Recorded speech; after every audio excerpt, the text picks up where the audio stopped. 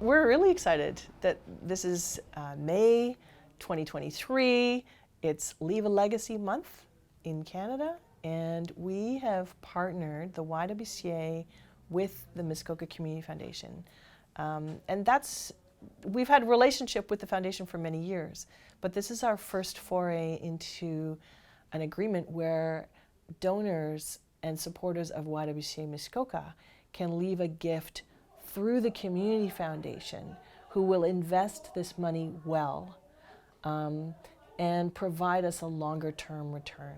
Since 2020, since the beginning of the pandemic, we really started to see at the foundation a focus on local. So where maybe people were giving more broadly to more national organizations, they really started turning their focus on the needs of our local communities. And really that means supporting the over 100 charities in Muskoka that work really hard to provide a lot of services to a lot of different communities. So I think the kind of the legacy giving piece is important, but I think people are still a little bit unsure about legacy giving, which is great that we now have this opportunity to have a conversation around that, along with the YWCA, about the importance of legacy giving and what that means to support your favorite charity and the work that they can continue to do in the community. I really came to understand how important it is for the Y to have a sustainable, predictable source of funding.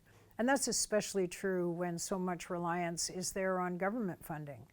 And so an annual gift or a monthly gift, bread and butter, really important and keeps the programs going.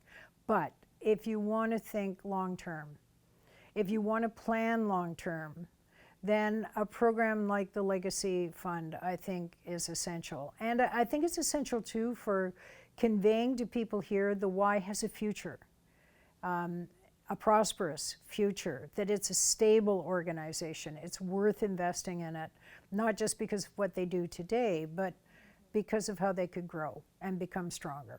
It's a fund for the long picture. We're 25 years old this year as an organization, which is quite an achievement on its own.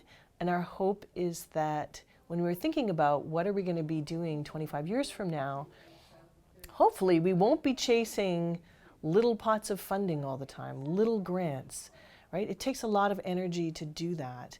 When you have a fund, whether it's an endowment fund or a flow-through fund, it's your nest egg, it's your cushion that provides every year a return that lets us do our work.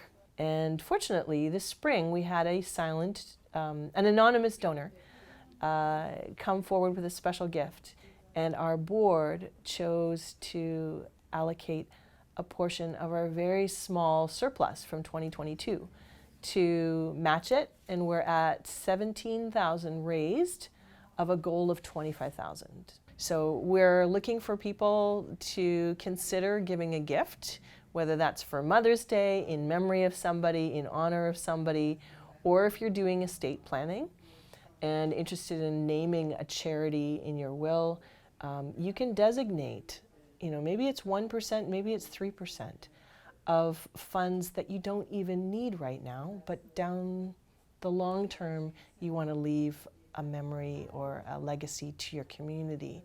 This is one way to do that, through the YWCA Legacy Fund. What would the community be without these programs, right? They offer dozens of programs in dozens of locations.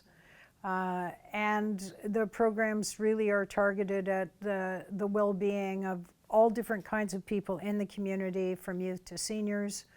I just think it's remarkable that the interventions that the Y offers are so focused on building resilience, building competency, so respectful, and they're just, this organization to me is the most plugged in.